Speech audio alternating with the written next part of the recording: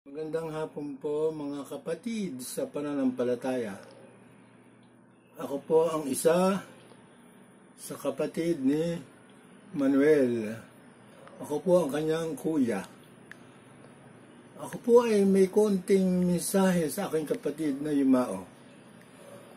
Siya po ay isang marangal na tao. Nagampanan niya ang kanyang tungkulin bilang magulang, bilang ama dito sa balat ng lupa. Wala po kaming masasabi sa kanya. Siya ay matalino, may kakayahan, may potensyal sa lahat ng bagay na kanyang ninanais na masunod. At ninais niyang ang kanyang pinapangarap lagi sa buhay ay siya ay makatulong sa amin ng mga magkakapatid. Kung ano man pangangailangan namin, ay maihanda niya sa aming sa kasalukuyang buhay. Napakasarap po na kapatid po si Manuel.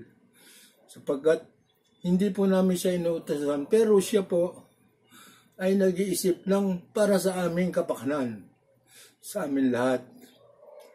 At siya po ay kahit na po siya ay hindi naman ganong nakatapos ng mabigat na pag-aaral, pero malakas po ang loob niya pagdating po sa katuwiran at labanan ng katuwiran ng kapakanan.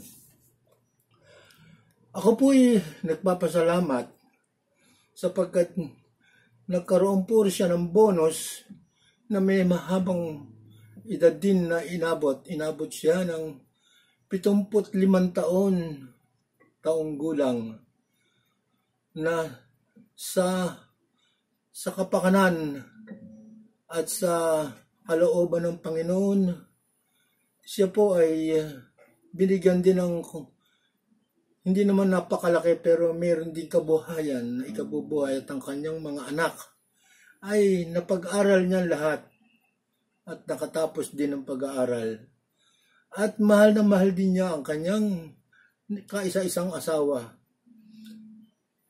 Sana po ang hinihiling ko sa ating Panginoon, Lord, sana po ay siya ay magkaroon ng kapayapaan at magkaroon ng bahagi sa iyong kaharian. Nawa po ay siya po ay kasihan na banal na espiritu na siya ay mapasama sa mga kaharian ng Diyos. At alam ko po naman siya ay mahilig din na maglingkod sa ating simbahan. Siya po ay naglingkod. Sa spiritual, isa rin ako sa inanyaya niya kung ako ay maging isang lingkod ng simbahan. Kung kaya, ako po ay hindi nakatanggi sapagkat may dugo kaming spiritual na magkakapatid. Yan po ay minalalabi sa aming mga magulang, aming ina. Ang ina namin marunong pong mamulo sa dasal at lagi po kami tinuturuan ng mabuting asal at makapaglingkod sa simbahan at higit sa lahat sa Diyos na makapangyarihan sa lahat. Kaya po ang aking mensahe sa aking kapatid, napakabait mo. Kulang pa sana ang ating pagsasama, pero niloob ni Lord na kunin ka na. Wala na tayong magagawa. Balang araw, magkikita-kita rin tayo dyan sa sinapupunan mo, Lord. Kung kaya po, ang aking pong may mensahe sa kapatid ko ay isang awitin na espiritual.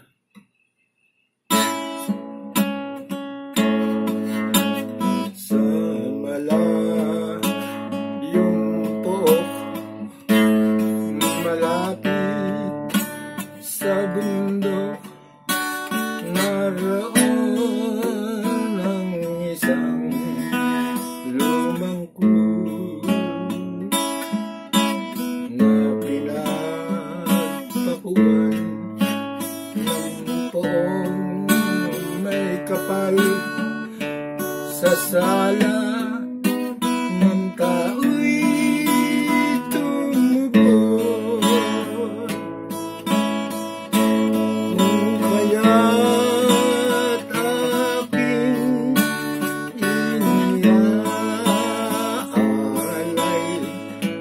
ang lahat sa loob ng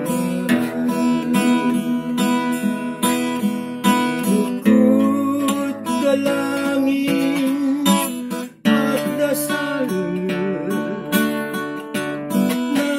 hirap niya'y maparang krus na yan ay tigmak ng dugo at luha ni Jesus nagmahal sa madla. Nagtiis ng hirap, namatay na kusa nang ansala natin mawala. Nananalig kami balang araw na kami kanyang sasamahan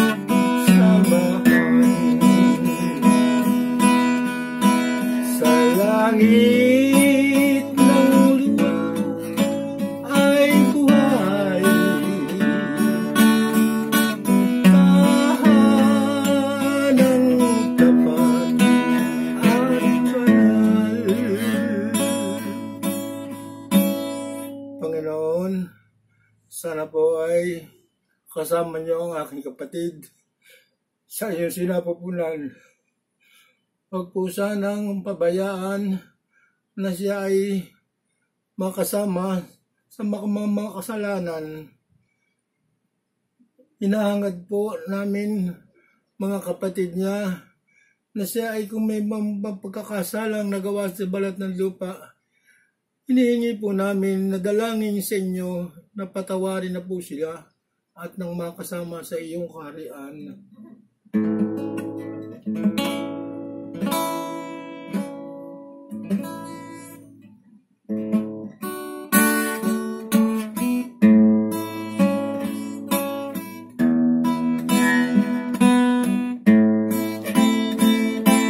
Kunin mo, Diyos, tanggapin mo ang aming kalayaan, ang aming kalooban. Pag-ibig at ngunit ako, lahat ng hawak ko, lahat ng loob ko, lahat ay aking alay sa iyo. Mula sa iyo ang lahat ng ito, huli kong handog sa iyo. Pagnibayan mo, panaligang lahat ayon sa kalooban mo. Magutos ka, Panginoon, tatalima ako. Ipagkaloob mo lamang ang pag-ibig mo, ang lahat tatalitan ko. Sa loob ng 75 taon na edad ni Manuel, laki pong pasasalamat namin sa iyo, Panginoon, pagkat binigyan mo siya ng mahaba-haba ring buhay. At siya naman ay nakaganap ng maluwalhati sa kanyang tungkulin dito sa balat ng lupa. Nagampanan niya lahat, Panginoon, para sa mga anak mga anak at kaisa-isang asawa. Nawa po sila ay basbasan po ninyo. Gabayan po sana po ang kanyang mga anak na 3 at ang kanyang asawa na nangungulila dito. Nawa po ang lahat po ito'y amin pong ipinagpapasalamat sa haba ng panahong siya ibinigyan mo ng pagkakataon sa balat ng lupa.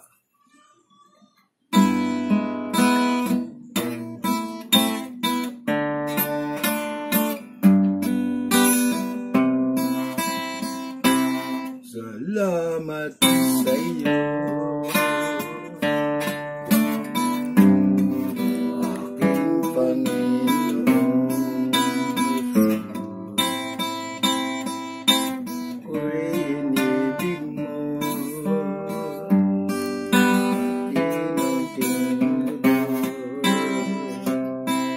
ang aking dalangin, O Diyos, ay tanggapin. Alay ko, nawa ay gamitin. Ito lamang, Ama, wala nang iba pa. Akong hinihiling.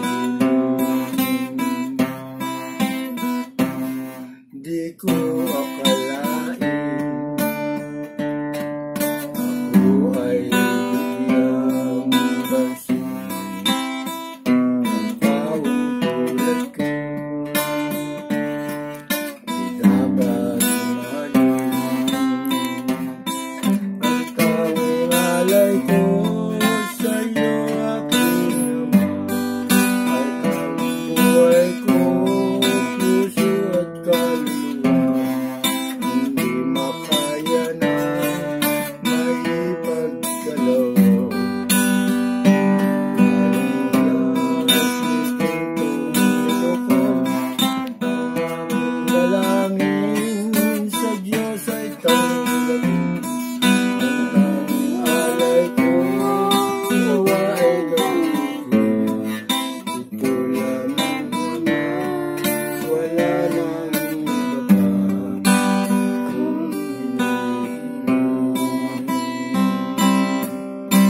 Lahat tayo ay patungo sa alabok. Kung kaya tayo ay magiging alabok din pagdating ng araw. Walang isa sa atin man ang makaliligtas sa katalagahan ng buhay. Darating ang araw, magkakaroon din tayo ng hangganan. Kaya't sa mga nakakarinig, ang aawitin kong ito'y ating pong makaisipin. Walang sino ang nabubuhay para sa sarili.